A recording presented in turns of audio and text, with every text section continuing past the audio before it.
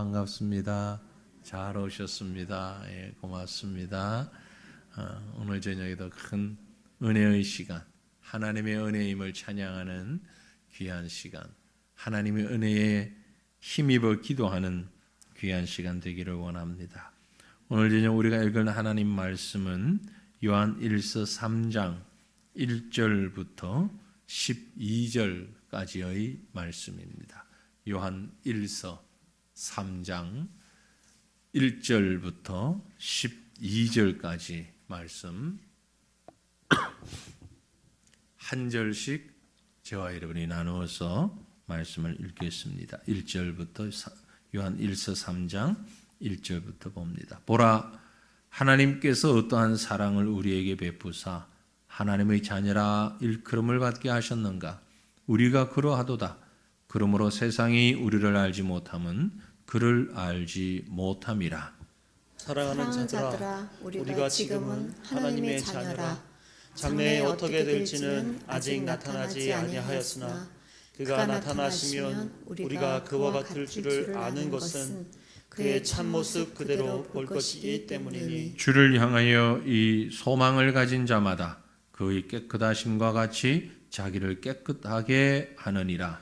죄를 짓는 자마다 불법을 행하나니 죄는 불법이라. 그가 우리 죄를 없애려고 나타나신 것은 너희가 아나니 그에게는 죄가 없느니라. 그 안에 거하는 자마다 범죄하지 아니하나니 범죄하는 자마다 그를 보지도 못하였고 그를 알지도 못하였느니라. 자녀들아, 아무도 너희를 미워하지 못하게 하라.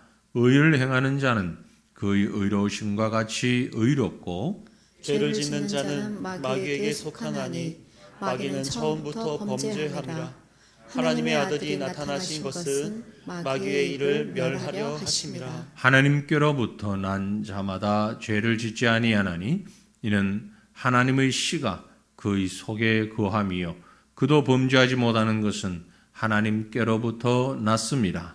이러므로 하나님의 자녀들과 마귀의 자녀들이 드러나나니 무릇 의를 행하지 아니하는 자나 또는 그 형제를 사랑하지 아니하는 자는 하나님께 속하지 아니하니라. 우리는 서로 사랑할지니 이는 너희가 처음부터 들은 소식이라.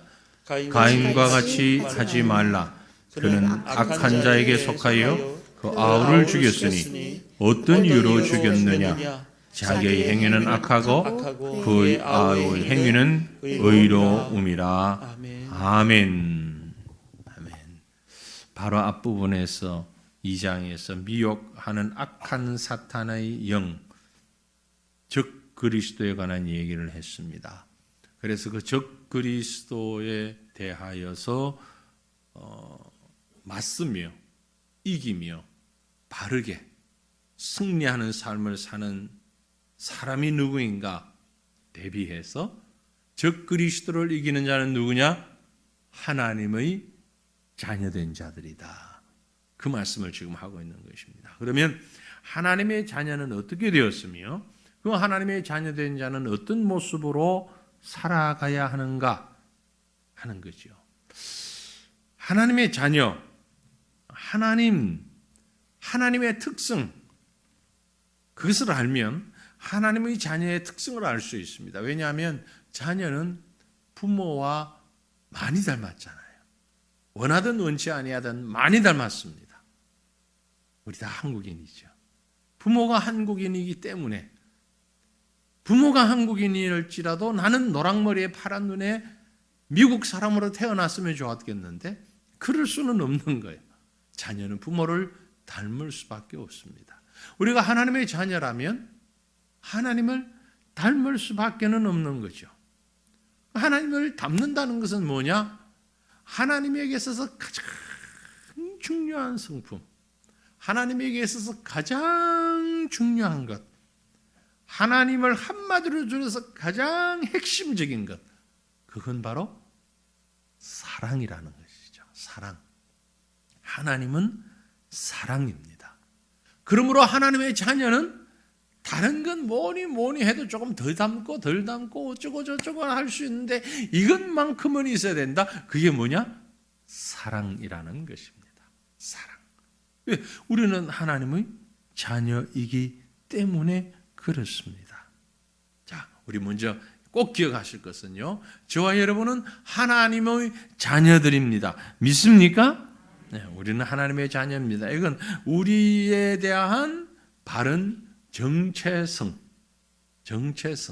내가 누구인가 하는 것, 이것 잊어버리지 말아야 됩니다. 우리가 살다 보면은요, 세상이 너무나 복잡하기 때문에 다 기억 못합니다. 잊어버리는 게 훨씬 많습니다. 또 잊어버려야 돼요. 잊어버리는 것도 은혜며 축복입니다. 여러분, 많이 잊어버린다고 너무 낙심하거나 고민하지 마십시오. 많이 잊어버립니다. 수없이 잊어버려요. 그런데 잊어버리지 말아야 하는 것 하나가 있는데, 그건 바로 내가 누군가라는 거죠. 내가 누구인지. 이제 병이 들어서, 나이가 많이 들어서, 병이 들어서 자기를 잃어버릴 수 있습니다. 심지어는 아주 유명했던 사람, 미국의 대통령까지 지냈던 사람들, 이런 사람들도 나중에 나이가 많이 들어가지고 자기가 누군지 이름도 모르고 자신이 미국의 대통령이었던 것도 모르고, 몰라요. 그럴 수 있어요. 그건 이제 병적인 것 때문에, 질병으로 인해서 모르는 것이에요. 근데 질병이 아닌 상태에서 모르면 그건 안 되죠. 자기를 알아야죠. 그렇죠? 자신을 알아야 됩니다. 저도 오늘 낮에 한 분 목사님, 아주 연세 많으신 87 되신 스승이신 목사님 뵙고 왔는데 점심도 함께 먹고, 참 대단한 분입니다. 무엇이 대단하면 그렇게 오랫동안 봤는데도 모르는, 제가 신학교 다닐 때 아주 참 가까이 저를 좋아하셨고, 학생과 스승으로서 좋아하셨고, 뿐만이 아니고 신학교 때 제가 전도사로서 담임 목회를 할 때에 당회장을 하셨고, 그 이후에도 계속해서 만났고, 틈만 나면 만났고, 얼마 전에도 만났고, 그런데 오늘 가니까 또 누구지? 만날 일이 있어서 만났습니다. 이름을 적어드리니까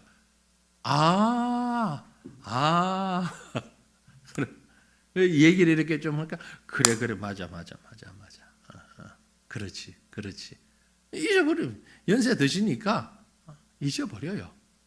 아마 다음번 만나면 또 모르실 거예요. 누구지? 여러 사람하고 만난 건 아닌데도 자꾸 잊어버리셔요. 그런데 잊지 말아야 되는 것 한 가지, 여러분, 이건 우리가 끊임없이 기도했으면 좋겠습니다. 하나님, 내가 하나님 앞에 가는 순간까지 내가 하나님의 자녀라는 것을 잊지 말게 하옵소서. 하나님의 자녀라고 하는 사실 잊지 말게 하옵소서. 조금 다른 말로는 정체성, 성도의 바른 정체성, 내가 누구인지. 오늘 이 현대사회에 많은 사람들이 어떤 질병 때문이 아니라 이 사회 때문에 자신을 잃어버리고 사는 사람들이 너무너무 많은 것 같아요. 특별히 우리 요한 1서 보고 있는데요, 이 요한 1서를 처음 받는 초대교회 성도들, 그들에게는요, 우리보다도 더 피부에 와닿는, 아주 가까이 와닿는 능력의 말씀이었을 것입니다. 내가 누군지를 분명히 알아라. 왜냐하면 그때 당시, 지금도 그렇지만 지금보다 더 많이 이단들이 무성했거든요. 이단이 지금 우리 주변에만 많은 게 아니라 예수님 이후에도, 그 이전에도 그렇고 수많은 이단들이 있었습니다. 인류가 존재하면서부터 많은 이단들이 있었는데, 특별히 초대교회에 수많은 이단들이 있었어요. 그래서 성도들도 자꾸 잊어버리는 거예요. 내가 누구인지. 그 말은 무엇이 진리인지를 모른다는 거죠. 무엇이 바른 길인지를 모른다는 것이죠.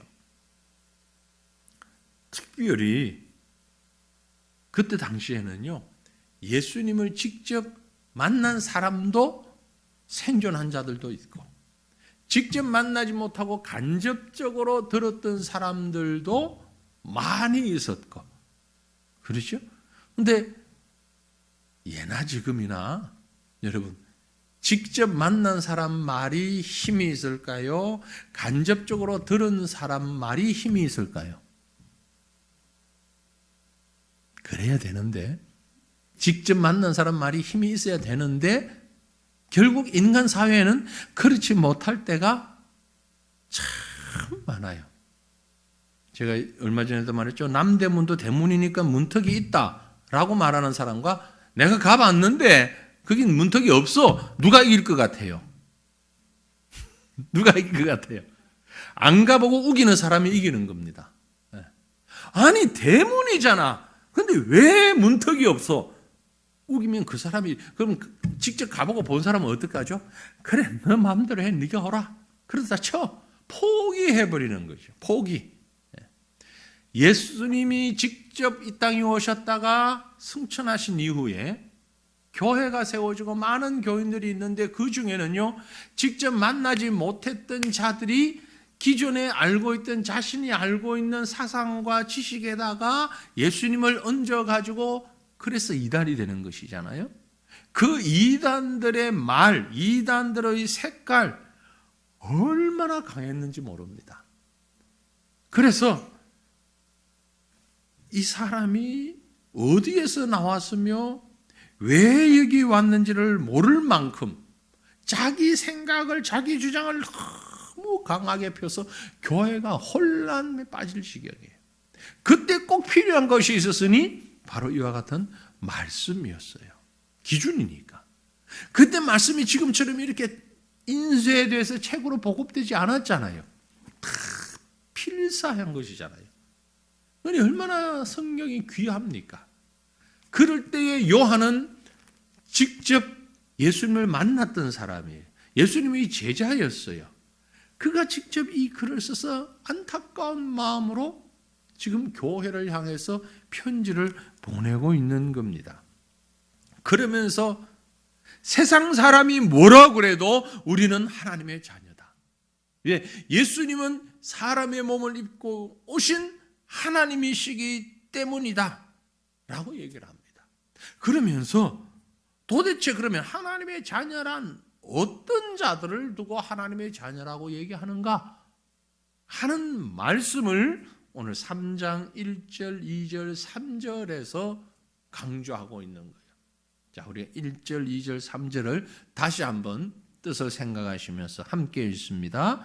보라, 아버지께서 어떠한 사랑을 우리에게 베푸사 하나님의 자녀라 일컬음을 받게 하셨는가? 우리가 그러하도다. 그러므로 세상이 우리를 알지 못함은 그를 알지 못함이라. 사랑하는 자들아, 우리가 지금은 하나님의 자녀라.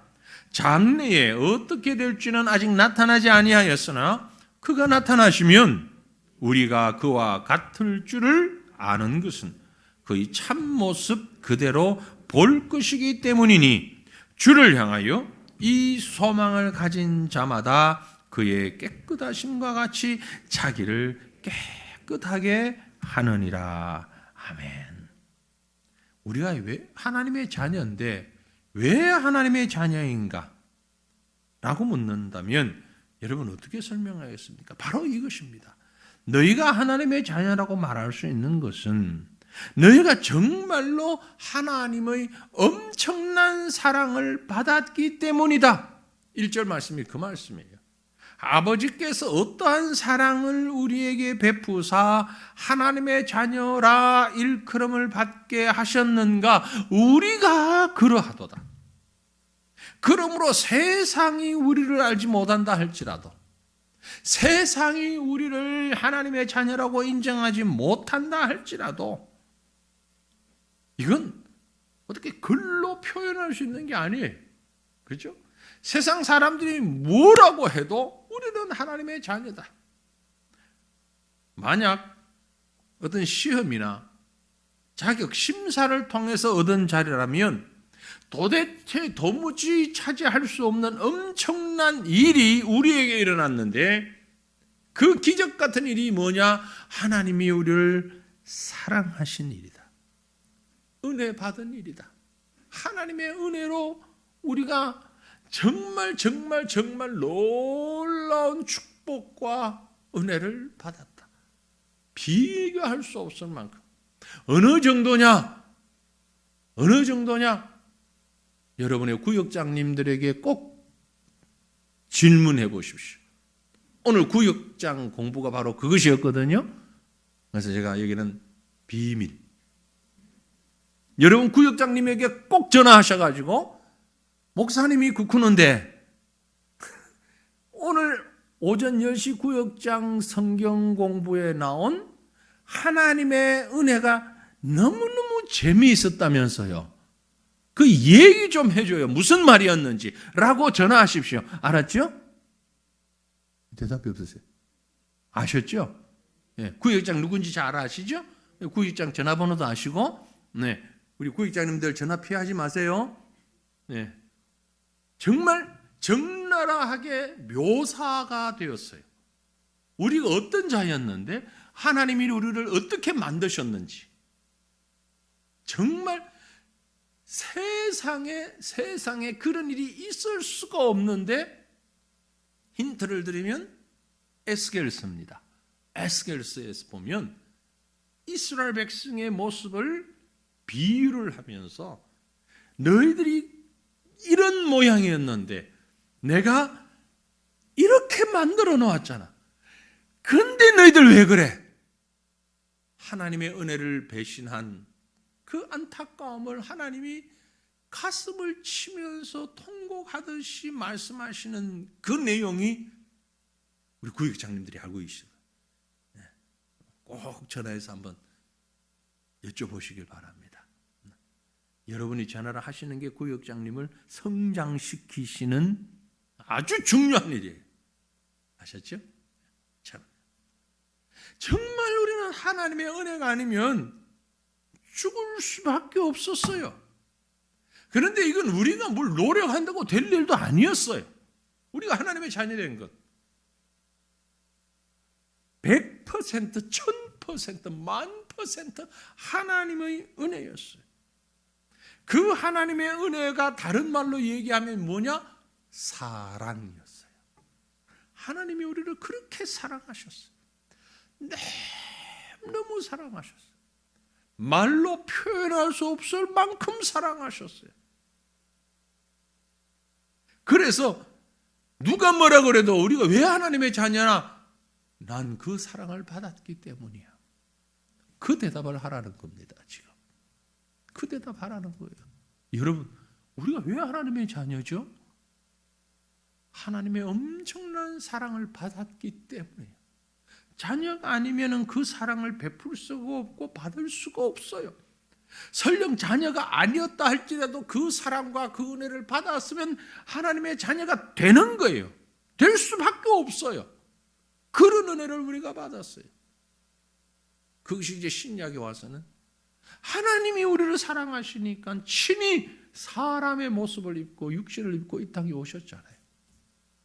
그리고 십자가에서 우리 죄 때문에 돌아가셨잖아요. 네? 우리 때문에 피 흘려 죽으셨잖아요. 이보다 더 큰 사랑이 얼마나 있습니까? 이보다 더 큰 은혜가 어디에 있습니까? 여러분, 여러 사람들로부터 많은 은혜를 받아보셨겠지만 또 베풀어도 보셨겠지만 이런 은혜를 받아보셨습니까? 이런 은혜를 베풀어 보셨어요? 없어요. 세상에서는요, 그딴 것도 없어요. 아침에 잠깐 집에서 나올 때 라디오에서 그런 얘기가 언뜻 나오더라고요. 요즘 직장인들이 금요일 날 제일 많이 하는 말이 있대요. 뭘까요? 직장인들이 금요일에 제일 많이 하는 말. 물론 이건 정상적인 퀴즈가 아니고 넌센스인데 실제로 그런 말들을 한대. 금요일 날 직장인들이 제일 많이 하는 말 뭘 것 같아? 다음 월요일 날 나 못 볼 줄도 몰라. 이 복권 당첨되면 그 이야기하고 헤어진대요. 다음 주에는 나 못 볼 수 있어? 이 복권만 당첨되면. 그만큼 행운을 바란다는 것이. 그런데 그 말 한 사람 다 다음 주에 또 본다는 것이. 그 복권이 그렇게 잘 당첨되나? 안 되죠. 만약에 당첨되었다 할지라도 하나님으로부터 받은 은혜 어찌 비교할 수 있을까? 여러분, 자신의 생을 곰곰이 한번 돌아보세요. 아니, 옛날 일은 생각나지 않으니까 다 두고 최근 일만 한번 생각해 보세요. 최근 일도 생각이 잘 나지 아니하시면 오늘 일만 생각해 보세요. 내가 과연 하나님의 자녀가 될 자격이 있는가? 있습니까? 없습니까? 없어요. 우리의 삶 가지고는, 우리의 생활로는 하나님의 자녀가 될 자격이 없습니다. 그런데 우리가 하나님의 자녀가 되었어요. 기도하기 위해서 지금 나와 있잖아요. 지구상에 사는 사람들 중에 지금 이 시간에 기도하는 자리에 나와 있는 사람이 몇 명이나 될 것 같아요? 몇 명이나 될까요? 저와 여러분은 그 은혜를 받은 사람들입니다. 이 복을 받은 사람들이에요. 억지로 나온 게 아니라 이유가 어쨌든 나오고 싶은데도 못 나온 사람들이 많아요. 이런저런 이유로. 그러나 우리는 지금 이 자리에 나와서 기도하기 위해서 있어요. 찬양하고 있어요. 이것이 하나님의 은혜예요. 이것이 하나님의 사랑이에요. 뿐만이 아니고 우리는 하나님 나라를 보장받은 사람이에요. 나를 하나님의 자녀로 삼아주신 것에 대해서 감사하시고요. 세상 사람들이 뭐라고 할지라도 자녀됨을, 자부심을 가지고, 영적 자부심을 가지고 하나님만을 경배하고 하나님만을 바라보고 하나님만을 소망하고 하나님만을 기억하며 사는 우리 모두가 되기를 간절히 바랍니다. 우리 함께 기도합니다. 이 시간 기도할 때에 하나님, 나를 하나님의 자녀로 삼아주신 그 은혜를 기억하게 하시고 잊지 아니하게 하시고 한순간도 빠짐없이 감사와 찬양을 하나님께 드리는 그런 사람으로 살아가게 하옵소서. 하나님의 자녀인데 마치 자녀가 아닌 것처럼 잊어버리고 살 때가 너무 많습니다. 우리의 현실이 그렇습니다. 오직 하나님 안에서 세상 사람들이 뭐라고 한들, 세상의 가치가 무엇이라고 얘기한들, 세상 기준이 아닌 영적 기준을 가지고 하나님의 자녀됨을 잊지 않고 살아가는 하나님의 백성 되게 하옵소서. 이 제목을 가지고 우리 다 같이 통성으로 부르짖고 하나님 앞에 기도하십시다. 주여, 주여. 걸어가신 하나님 우리 아버지, 은혜를 감사합니다. 찬양합니다. 우리를 자녀 삼아주신 하나님, 아무런 이유도 조건도 자격도 노력도 없음에도 불구하고 우리를 하나님의 자녀로 삼아주셨으니 감사합니다. 내 뜻도 아니고 내 의지도 아니고 내 욕심도 아니었는데 아버지 하나님께서 나를 창조하셨고 선택하셨고 부르셨고 나를 위해서 죽음까지 감당하시면서 우리를 하나님의 자녀로 삼아주셨습니다. 세상 사람들이 우리를 향하여서 너희들이 무슨 하나님의 자녀라고 손가락질을 할지라도 우리는 이 엄청난 사랑을, 이 은혜를 받았습니다. 그러므로 하나님이여, 하나님이여, 우리는 그 하나님 앞에 우리 자신을 온전히 드리게 하여 주시고 온전히 하나님과 함께하게 하여 주시고 하나님과 동행하게 하여 주시고 그 하나님만을 경배하며 하나님만을 높이며 하나님만을 사랑하며 하나님만을 의지하며 하나님과 함께하는 우리의 삶이 되어 줄 수 있도록 하나님 자녀의 마땅한 삶을 살아가는 우리가 될 수 있도록 도와주시옵소서. 아버지신 하나님께서 우리를 사랑하심과 같이 우리도 그 사랑의 모습을 가지고 그 사랑의 인격을 가지고 그 사랑의 성품으로 하나님의 세상 가운데서 자녀된 모습으로 살아갈 수 있는 우리가 되어지기를 간절히 빌고 원합니다. 하나님이여 도와주시옵소서. 은혜 베풀어 주시옵소서. 하나님의 자녀가 되신 살아가는 성도들이여 축복합니다. 우리가 하나님의 백성입니다. 하나님의 자녀입니다. 그렇다면 우리는 하나님의 자녀로서 마땅한 삶의 모습이 있을 터인데 어떻게 살아야 하겠습니까? 이렇게 살아야 하나님의 자녀다가 아니고 하나님의 자녀이기 때문에 당연히 이렇게 살아야만 하는 것입니다. 다 못 사는 사람도 있고 부족한 부분도 있지만 그러나 그렇게 되기 위해서 애써야 되는 이유가 하나님의 자녀이기 때문입니다. 어떻게? 소망의 순결을 보존하며 사는 것입니다. 소망을 가진 자는요, 순결을 보존할 수밖에 없습니다. 우리에게는 소망이 있습니다. 소망이 있어요. 3절 말씀을 다시 보면은요, 주를 향하여 이 소망을 가진 자마다, 주를 향하여 이 소망을 가진 자마다, 우리 소망은요, 주님 앞에 갔을 때 주님이 어이구 너 왔니? 맞아주시는 소망이에요. 우리가 이 땅을 떠날 때 영원한 천국에 이르는 소망이에요. 결코 다른 길로 가지 않습니다. 여러분 걱정하지 마세요. 하나님의 자녀는요, 아유, 난 죽고 난 다음에 어디로 갈까? 염려하실 필요가 없어요. 두려워하실 이유도 없어요. 지금 우리 성도들은 그렇지 않으리라고 여겨지는데 예전에는요, 나 이렇게 죽거들랑 꼭 매장을 해라. 내가 죽거들랑 어디에다가 묻어달라. 내가 죽으면 화장을 해라. 화장하지 마라. 뭐 이런 유언을 하는 분들이 있는데 정말 할 유언도 없는 그런 걸 왜 유언이라고 하세요? 왜냐하면 두려워서 그런 거예요. 확신이 없어서 그런 거예요. 근데 여러분 아무 상관없어요. 육체는 다 뭐가 돼요? 흙이에요. 흙. 그게 어디에 묻혀 있든지 무엇이 되든지 아무 상관없어. 그러니까 사실은 살아남은 사람들을 위한 의식이지 이 땅을 떠난 사람은 소망이 있어요. 천국 소망이 있어요. 그 소망을 가진 자는 이 땅에서 어떻게 하든 상관없어요. 단지 우리가 할 일은 그 다음 말씀 뭐라고 그랬어요? 주를 향하여 이 소망을 가진 자마다 그의 깨끗하심과 같이 자기를 깨끗하게 하느니라. 지금 이 땅에 사는 동안에 깨끗한 것이 문제예요. 이 땅 떠난 다음에 깨끗하냐 깨끗하지 못하냐가 아니고 이 땅에 있는 동안에 깨끗한, 이 깨끗이 뭐냐면요, 더러운 것이 깨끗이 이 말이 아니고 순수하다라는 거예요. 순결하다라는 거예요. 우리의 심령이 순결해야 돼요. 심령이 깨끗한 거예요. 창세기 6장에 보면 노아와 홍수가 나기 전에 노아에 관한 얘기가 나오죠.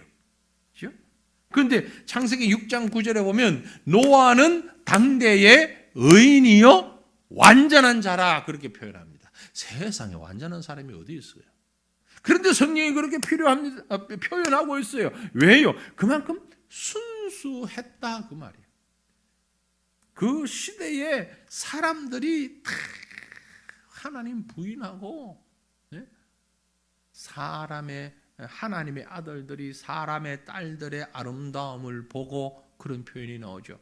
그 말에는 신학적으로 많은 해석이 필요한데 간단하게 말해서 세상 가치관 가지고 세상 중요한 줄 알고 세상에서 즐겁고 세상에 행복한 것만 쫓아가는 그런 시대에 살았던 노아만큼은 하나님 중심으로 보았다. 하나님 중심으로 하나님만 바라보면 그 마음이 얼마나 깨끗했는지 온 동네 사람들이 노아 보고 미쳤다고 그랬어요. 손가락질했어요. 이 좋은 날씨에 웬 배를 짓냐고. 그것도 그 산 꼭대기다 배를 지어서 어떻게 운반할 거냐고. 정신이 나가도 단단히 나갔다고. 그럼에도 불구하고 노아는 그 방주를 말씀하신 대로 지었어요. 제가 노아가 부러운 건요, 다른 부분이 아니에요. 정말 노아가 부러워요. 진짜 부러워요. 그 마음이 얼마나 깨끗했는가를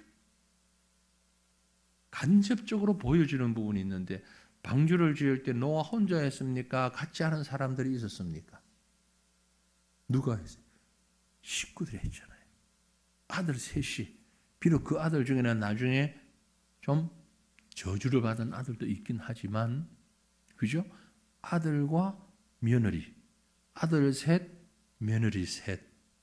그리고 노아와 그 아내 8명이 방주에 탔잖아요. 얼마나 순수하고 얼마나 존경받은 아빠였으면, 가장이었으면 가족들이 온 동네 사람들이 미쳤다고 손가락질 하는데도 다 같이 했을까? 부럽지 않으세요? 전 참 부러워요. 부족함을 느껴. 정말 대단하다. 그 이후에 열왕기서 역대 상하, 열왕기 상하 보면 왕도 아들들이 아버지를 죽이려고 그러고 아버지 한 대로 말 안 듣고 우상 숭배하고 막 그랬던 왕이 얼마나 많아요.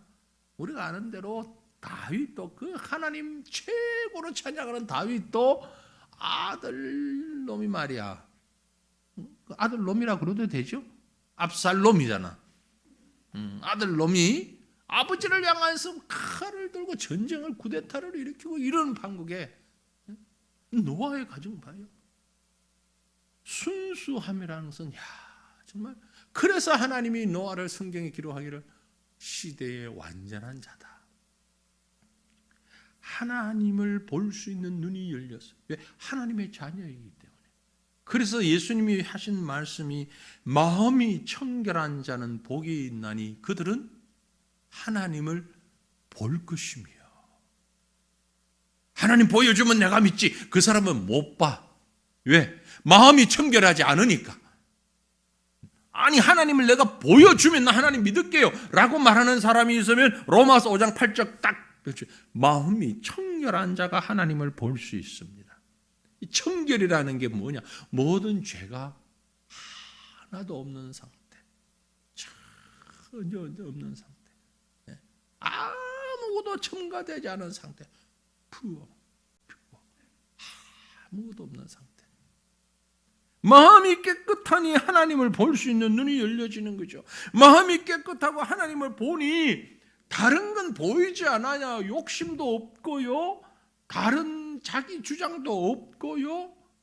하나님을 볼 수 있는 정도의 마음을 가진 사람은 누가 뭐라 그래도 아무 문제도 없어요.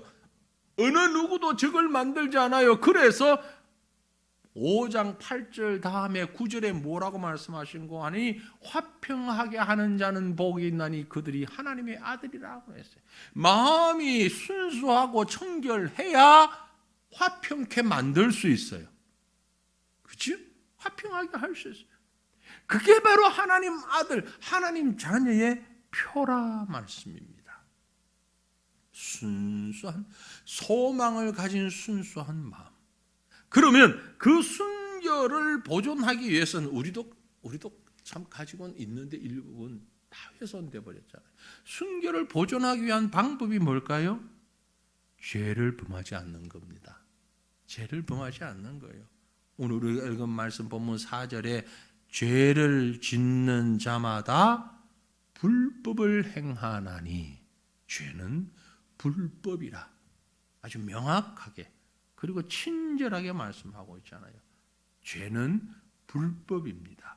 그래서 죄를 짓는 그 자는 하나님 자녀의 모습을 잃어버리는 자요. 이렇게 죄를 짓는 이유가 뭔고 하니까 뒤에 나가서 8절에 보면 죄를 짓는 자는 마귀에게 속하나니, 마귀에게 속한다. 마귀는 처음부터 범죄하고 하나님의 아들이 나타나신 것은 바로 그 마귀의 일을 멸망시키기 위해서 오신 것이다. 그런데도 아직까지도 그 마귀에게 속해 있다면 하나님의 자녀가 아니다. 아직까지도 죄 짓는 일에 적극적이라면 하나님의 자녀 아니다. 예수님은 우리의 죄를 없이 하려고 오셨어요. 5절 말씀하고 있죠. 그가 우리 죄를 없애려고 나타나신 것을 너희가 안 하니 그에게는, 예수님에게는 죄가 없느니라.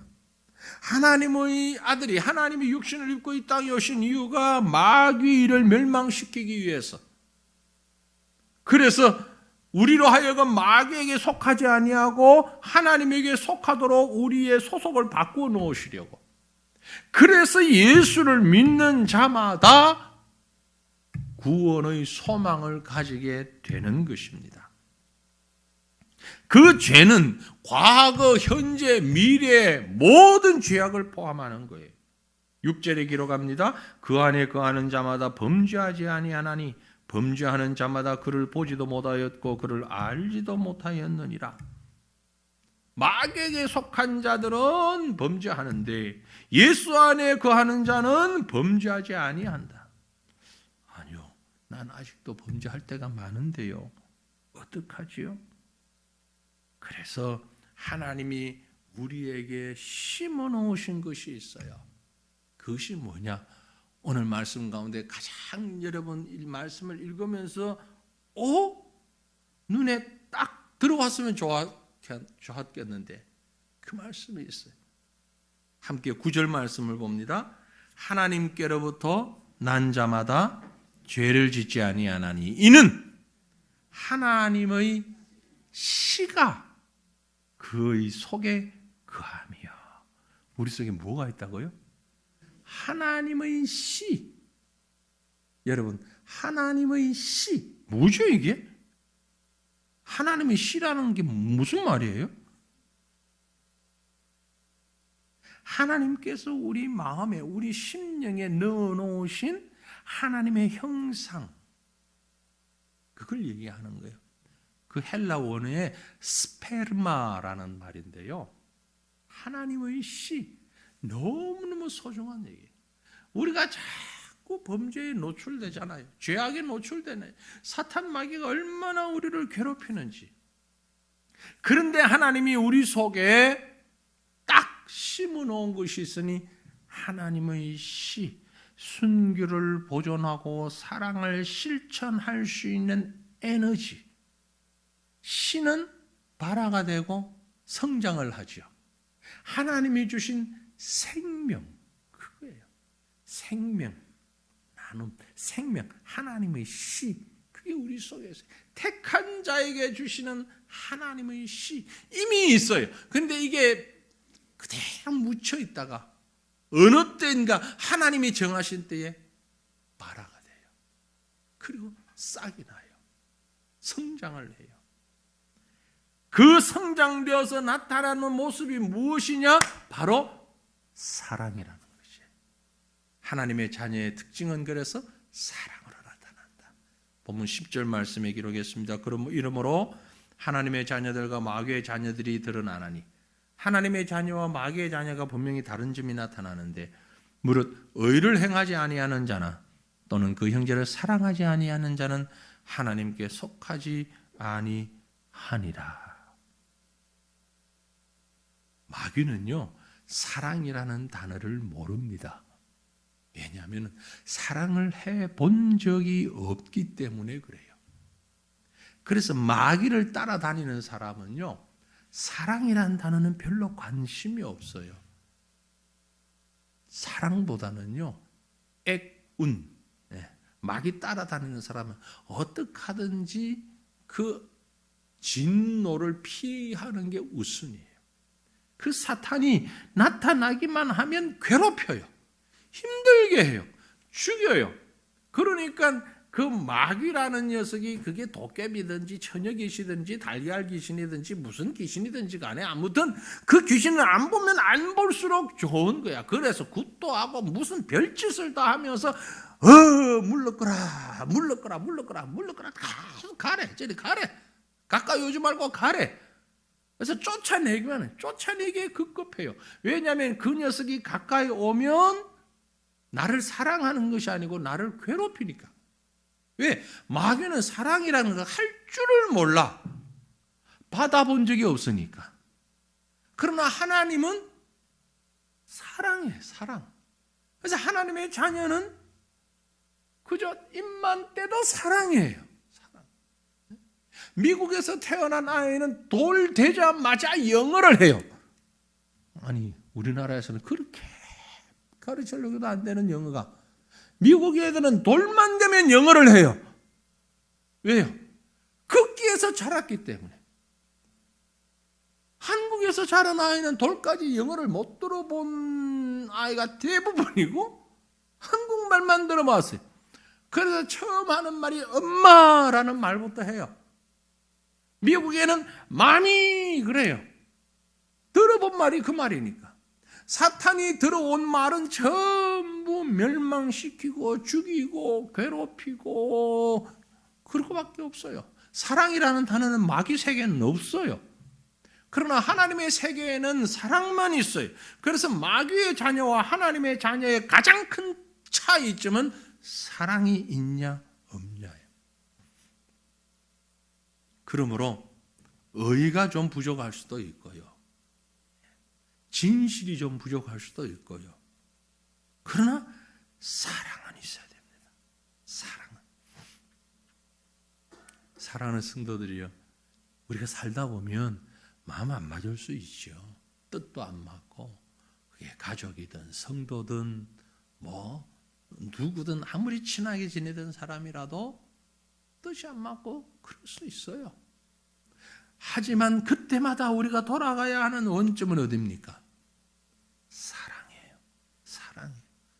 비록 나를 배신했지만, 비록 나를 힘들게 만들었지만, 비록 내가 손해를 봤지만, 정말 자존심도 상하고 정말 더 이상 참을 수가 없지만, 그러나 다시 돌아가야 할 점이 있다면 그게 바로 사랑이에요.